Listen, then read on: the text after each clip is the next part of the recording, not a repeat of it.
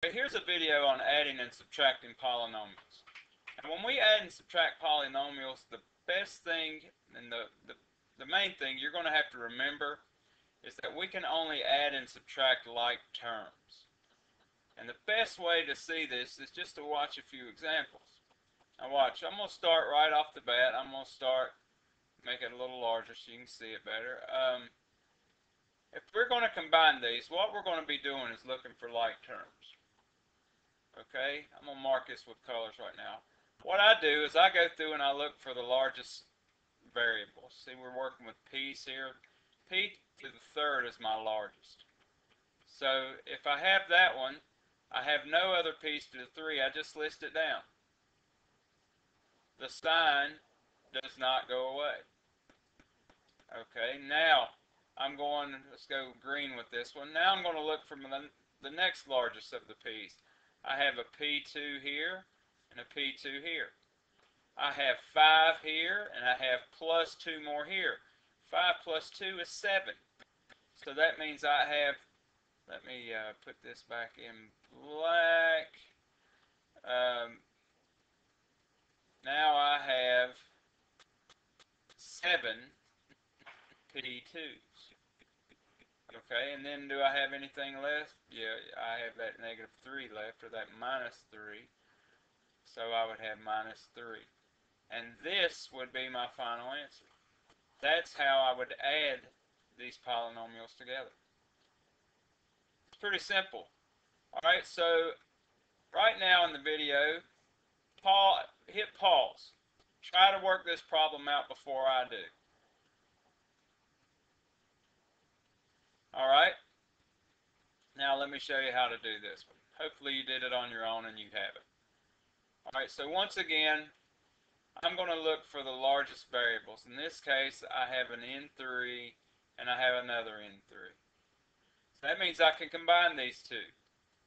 Alright, so I have 2 here and 5 more. 2 plus 5 is 7. So I have 7 n3s. Now what do I have left? Well, in this case, I've got 4 left and 2 left. These are just numbers. We can just combine them. And 4 plus 2 is 6. So I have 7 n3 plus 6. That's what you should have got. Really easy stuff. Now, let me show you about subtracting, because subtracting trips young people up sometimes. We're going to do the exact same thing that we did before. So we're going to find the largest variable. And in this case, it's the A3. Okay? But this right here is what trips up a lot of people. Because if I'm subtracting everything in these parentheses, that means I'm subtracting this and I'm subtracting this. So when I have A3 minus negative 4A3, it actually turns into positive 4A3. So this would be A3 plus 4A3. So I would have 5A3. Okay? Then I have an A2 here and an A2 here. Well, let's be careful once again because it is subtraction. Now I have negative 2A minus 3A squared. Both of these are squared.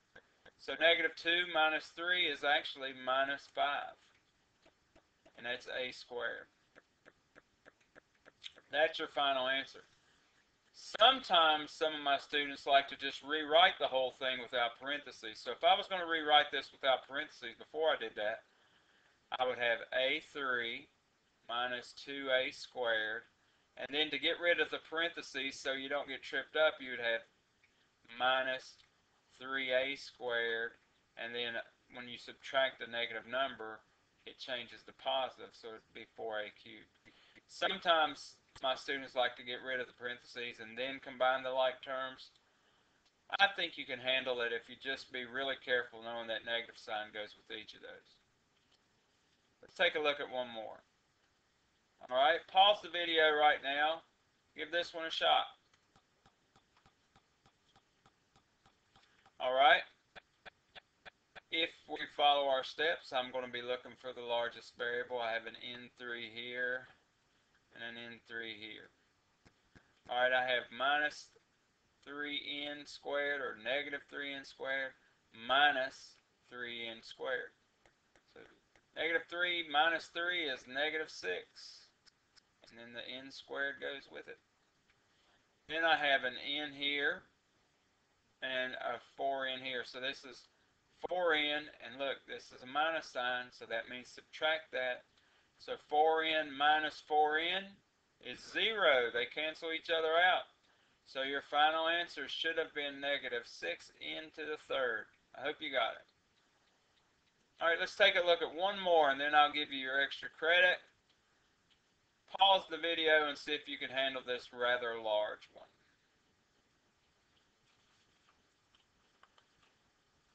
Okay, if we get large ones, let's not panic. We're still going to go through looking for our largest variable. I have an a to the 5th here and an a to the 5th here. Alright, so I'm just going to go negative 6. Now what? Be careful. This says minus a negative number. So that means it's positive. So this would be the same as saying negative 6 plus 11. And negative 6 plus 11 is positive 5. So for your a squared, you should have positive 5. Excuse me, a squared. For your a to the 5th, keep me honest there, folks. A to the 5th, you should have had 5. Now what's next? Well, if as I look around, I see an a squared here and an a squared here. So I'm going to combine these. So I have 13, and I'm subtracting a negative number again. This is like saying minus negative 10, so it changes to plus. 13 plus 10 is 23. So I'd have plus 23 a squared. And then finally, what do I have left in this case? We have a negative 2a and a 9a. Now be careful once again, that subtracting this means I'm subtracting 9. So this would be the same as saying negative 2 minus 9. Negative 2 minus 9 is negative 11a. And then that would be my final answer. I hope that's what you got. Be very careful with this negative sign and make sure you're distributing it to all of these. Alright, so here's your extra credit. Here's 1, 2, 3, and 4. Show all your work. Show how you're combining these. Turn it in to Mr. Riddle and get your extra credit.